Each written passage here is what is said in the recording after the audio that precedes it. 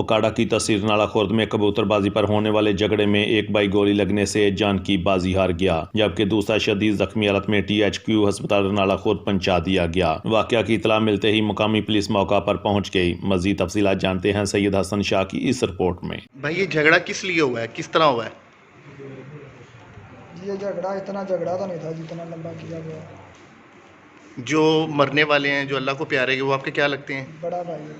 आप उनके छोटे भाई हैं? तो जिन्होंने फायरिंग की है वो कितने लोग थे? 4 पकड़े गए हैं, फरार हो गए हैं? फरार हैं अभी तो। आपको कितने फायर लगे हैं?